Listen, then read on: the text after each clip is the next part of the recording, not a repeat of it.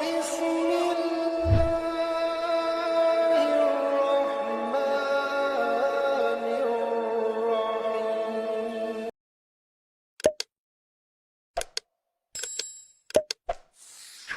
آج ہم معلوم کریں گے کہ سحر جنون یعنی پاگل پن طاری ہونا، اس طرح کے سحر، اس کی علامت اور ساتھ ساتھ اس کا علاج۔ قل أوحي إلي أنه استمع نفر من الجن فقالوا إنا سمعنا قرآنا عجبا.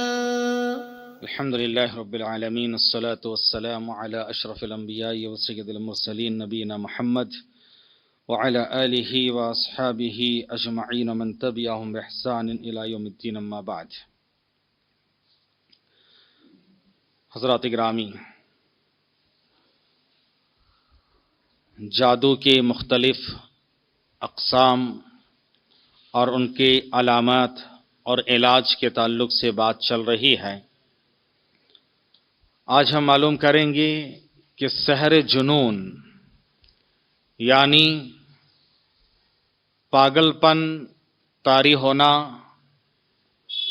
اس طرح کے سحر، اس کی علامت اور ساتھ ساتھ اس کا علاج۔ سحر جنون، اس تعلق سے امام ابو داؤد نے اپنی سنن ابی داؤد میں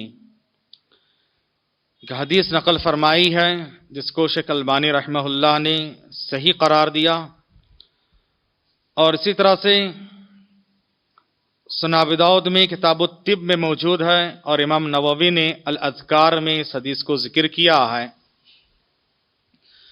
حضرت خارجہ بن سلط کہتے ہیں کہ ان کا چچا نبی کریم صلی اللہ علیہ وسلم کی خدمت میں حاضر ہوا اور اسلام قبول کر لیا۔ پھر جب واپس جانے لگا تو ایک بستی سے ان کا گزر ہوا جہاں لوگوں نے ایک پاگل کو زنجیر سے باندھ رکھا تھا۔ اس کے گھر والوں نے اس سے کہا کہ ہم نے سنا کہ تمہارا نبی خیر و بھلائی لے کر آئے ہیں، تو کیا تم اس مجنون، اس پاگل کا علاج کر سکتے ہو؟ تو اس نے سورہ فاتحہ کو پڑھا، جس سے اسے شفا مل گئی۔ سورہ فاتحہ پڑھ کے مسلسل دم کرتا رہا، آخر کار اس کو شفا مل گئی۔ اس کے گھر والوں نے اسے 100 بکریاں بطور انعام دیے، اور اس نے یہ سارا واقعہ رسول اللہ صلی اللہ علیہ وسلم کو آ کر سنایا۔ تو آپ نے پوچھا کہ تم نے کچھ اور بھی پڑھا تھا؟ آپ صلی اللہ علیہ وسلم نے پوچھا کہ تم نے سورہ فاتحہ کے علاوہ کچھ اور بھی تم نے پڑھا تھا؟ تو اس نے کہا کہ نہیں، ہم نے کچھ اور نہیں پڑھا، صرف سورہ فاتحہ ہی ہم نے پڑھا ہے۔ تو آپ نے فرمایا تو وہ بکریاں قبول کر لو، بکریاں تم قبول کر لو، کیونکہ تم نے برحق دم کیا ہے، اور لوگ تو ناجائز دم کر کے لوگوں کا مال بٹورتے ہیں، تم نے تو جائز طریقے سے کیا ہے۔ تو اس سے یہ معلوم ہوا کہ سحر جنون بھی ہوتا ہے، پاگل پن کا جادو بھی ہوتا ہے، اور اس کی وجہ سے انسان پاگلوں کی طرح حرکت کرنے لگتا ہے، اور اس کا علاج قرآن میں ہے۔ سحر جنون کی علامات کیا کیا ہیں؟ پہلی چیز، پریشان خیالی، حواس باختہ اور شدید نسیان یعنی بھول جانا، بار بار بات بھول جانا، ایک بات کہیں پھر بھول جانا، پریشان رہنا، حواس باختہ رہنا، کیا کر رہا ہے اس کو سمجھ میں نہیں آ رہا ہے، ایک دم حواس باختہ ہے،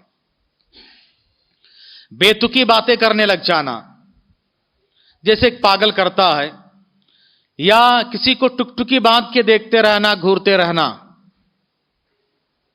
پاگلوں کی طرح کسی کو دیکھتے رہنا۔ ایک علامت یہ بھی کہ کسی ایک جگہ پر نہیں ٹھہرنا، ادھر ادھر حرکت کرتے رہنا. اور دوسری چیز اس کی علامت یہ بھی ہے کہ اپنی ظاہری شکل و صورت کا کوئی خیال نہ رکھنا. ظاہری شکل و صورت یعنی اپنے حلیہ، اس کے پاکی صفائی کا خیال نہیں رکھنا، ظاہری شکل و صورت کے کوئی خیال نہیں رکھنا. بس وہ کہاں ہے، کیا ہو رہا ہے، کچھ بھی اس کو فکر نہیں، پتا نہیں ہے. تو کبھی ایسا بھی ہوتا ہے کہ سحر جنون اگر زیادہ ہو جائیں تو کبھی کبھار وہ بس منہ اٹھائے چلتے بنتا ہے، منہ سیدھا اوپر اٹھاتا ہے اور بھاگنے لگتا ہے، چلنے لگتا ہے. کہاں جا رہا اس کو کچھ پتا نہیں ہے. اس طرح کی کچھ علامتیں ہیں. یا لوگوں سے کٹ کے الگ تھلگ ہو کے جا کے غیر آباد جگہ پہ بیٹھ جانا، کسی غیر آباد جگہ یا جہاں پر لوگ نہیں ہے، سنسان جگہ، وہاں جا کے بیٹھ جانا. یہ سب سحر جنون کی علامتیں ہیں. سحر جنون کیسے ہو جاتا ہے؟ تو جادوگر سحر جنون کے لیے یعنی جن لوگوں کو ڈیوٹی میں رکھا ہے، جن جنات کو ڈیوٹی پہ لگا رکھا ہے، وہ سب سے پہلے اس شخص میں داخل ہو جاتا ہے، یعنی اس کے اندر داخل ہو جاتا ہے. اور جس پر جادو کرنا مقصود ہوتا ہے پھر اس کے دماغ میں وہ اثر ڈالتا ہے. شیطان انسان کے رگ و ریشے میں چل سکتا ہے، اس کی طاقت اللہ تعالیٰ نے اس کو دیا ہے. پھر وہ دماغ کے ساتھ کھلواڑ کرتا ہے، چھیڑ چھاڑ کرتا ہے، پریشان کرتا ہے، اور جس کی وجہ سے اس کی یہ علامتیں ظاہر ہونے لگتی ہے. سحر جنون کا علاج کیسے کرنا ہے؟ جس شخص پر سحر جنون ہو گیا ہے اس پر قرآنی آیتیں مسلسل پڑھ کے دم کرتے رہنا ہے، جس کا ذکر اس سے پہلے ہو چکا ہے کہ کن آیتوں کا پڑھنا ہے. دوسری چیز، اگر اس دوران مریض پر فٹس کی بیماری مبتلا ہو جائیں، مرغی کی بیماری آ جائیں کہ قرآن پڑھتے وہ بے ہوش ہو کے گر گیا، فٹس کے جیسے بیماری اس کو آ گئی، مرغی کی بیماری، اور تڑپ رہا ہے، تو اس کو اس طرح سے نمٹنا ہے جیسے دیگر علاج میں ہوتا ہے. اور اس کے لیے تجربہ چاہیے، اور اس سلسلے میں جو مہارت رکھتے ہیں ان کو اس کا علم ہوتا ہے کہ مسلسل قرآن پڑھتے رہنا. کبھی کبھار ایسا ہوتا ہے کہ گھنٹوں پڑھنا پڑتا ہے، گھنٹوں ریپیٹ کر کے پڑھنا پڑتا ہے. خاص آیتیں ہیں ان کو پڑھنا پڑتا ہے. آگے میں انشاءاللہ بتاؤں گا کہ کن آیتوں کو مسلسل پڑھنا چاہیے. پھر اسی طرح سے اگر اس پر مرگی کا دورہ نہیں پڑتا ہے، فٹس نہیں آیا، تو کم از کم 3 بار اس پر دم کرے. کبھی کبھار 1 بار 2 بار میں پتہ نہیں چلتا ہے. مسلسل 3 دن تک مسلسل دم کرتے رہیں، پھر بھی وہ دور نہیں ہوا یا یہ مرگی کا دورہ نہیں پڑا، تو اس کے بعد کیا کرے؟ کچھ خاص دعائیں ہیں، خاص آیتیں ہیں، ان کو پڑھ کے ان کو بار بار سناتے رہیں. اور ان دم میں سے خصوصی طور پر سورۃ البقرہ، سورہ ہود، سورہ حجر، سورہ صافات، سورہ قاف، الرحمن، سورہ ملک، سورہ جن، سورہ اعلیٰ، زلزلہ، ہمازہ، کافرون، فلق، ناس، اور اس طرح کی سورہ اخلاص، ان سورتوں کو مسلسل پڑھنا چاہیے. پھر اس کے بعد اگر مریض کو اس دوران کچھ ریلیکس ہو رہا ہے، کچھ سکون لگ رہا ہے، تو چھوڑنا نہیں ہے بلکہ اور پڑھتے رہنا چاہیے، اور پڑھتے رہنا چاہیے، مسلسل پڑھتے رہنا چاہیے. اور اس دوران اگر وہ بجلی کی روشنیوں میں بیٹھے گا تو یقیناً جن کو ایذا پہنچے گی وہ شفا جلد نصیب ہوگی. اگر ان دنوں میں وہ ایک چیز علماء نے بیان کیا کہ بجلی کی روشنیوں میں بیٹھے گا تو یقیناً جن کو ایذا پہنچے گی، یعنی جس کو تکلیف ہونا ہے، تو اس کو اور زیادہ اس وقت تکلیف ہوگی، اور زیادہ اس موقع پر تکلیف ہوگی. تو سمجھ لینا کہ ابھی اس کے اثرات باقی ہیں اور مسلسل اس کو علاج کرتے رہنا چاہیے. اور اس کے لیے کبھی مہینوں لگ سکتا ہے، کبھی سالوں سال لگ سکتا ہے کہ فوراً علاج ہو جائے، ایسا نہیں ہوگا. 1-2 بار پڑھے کچھ ظاہر نہیں ہوا چھوڑ دیے، نہیں، مسلسل پڑھتے رہنا چاہیے. کبھی مہینوں پڑھنا چاہیے، کبھی مہینے 2 مہینے کے بعد ظاہر ہوتا ہے، اور پھر کبھی تو سالوں کے بعد اس کا علاج ہوتا ہے. تو مدت بھر اس کو علاج کرتے رہنا چاہیے، مسلسل کرتے رہنا چاہیے، چھوڑنا نہیں چاہیے. اور خصوصی طور پر اس کو بیری کے پتے اور اسی طرح سے شہد وغیرہ، کلونجی، ان میں دم کر کے اس کو پلانا چاہیے. اور یہ کام بھی بہت مفید علاج ہے کہ نہار پیٹ دم کا پانی اتنا پلائے کہ اس کو وومیٹنگ آنے لگے، قے ہونے لگے. اگر قے ہو گئی تو اچھی بات ہے.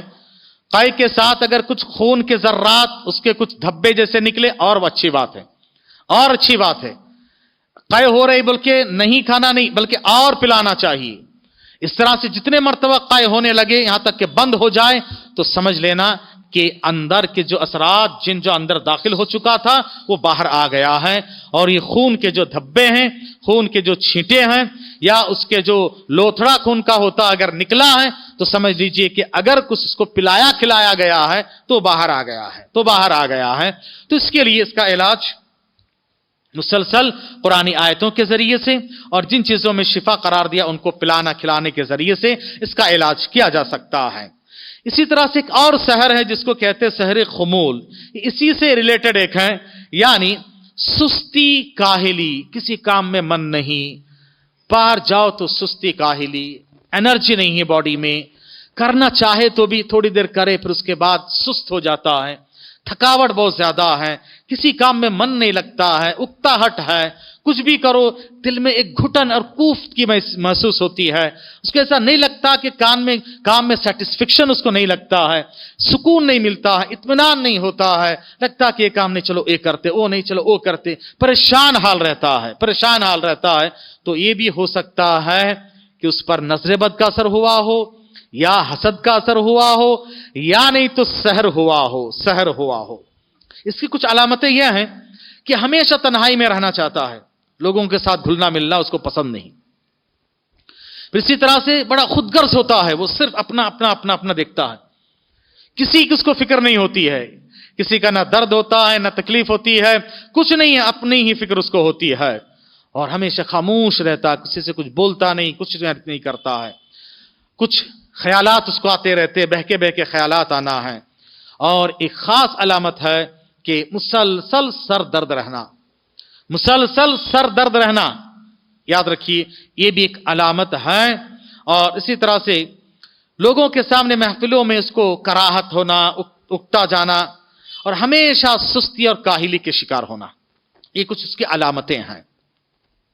یا بلا وجہ جسم میں کسی جگہ پر مسلسل درد، علاج کر رہا ہے کچھ نہیں ہے، اور میڈیکلی دیکھ رہا ہے کچھ بھی نہیں نارمل ہے، لیکن کسی جگہ پر کبھی کمر میں مسلسل درد، گھٹنے میں مسلسل درد، جوڑوں میں مسلسل درد، یا سر میں مسلسل درد، ایسی کچھ چیزیں ہیں تو سمجھ لیجئے کہ اس پر بھی سحر ہوا ہے. اور اس کا بھی علاج وہی ہے جو شروع میں سحر تفریق کے لیے جو مسلسل دم کی آیتیں ہیں ان کو پڑھا جائیں، خاص طور سے سحر کی جو آیتیں ہیں ان آیتوں کو مسلسل پڑھا جائیں، اور اس کو پڑھ کے دم بھی کیا جائے، پانی پلایا جائے، اور جن چیزوں کو کھلانا پلانا میں نے بتایا ہے اس سے پہلے ان چیزوں کا استعمال کیا جائے تو انشاءاللہ اللہ کے قرآن میں کافی طاقت ہے.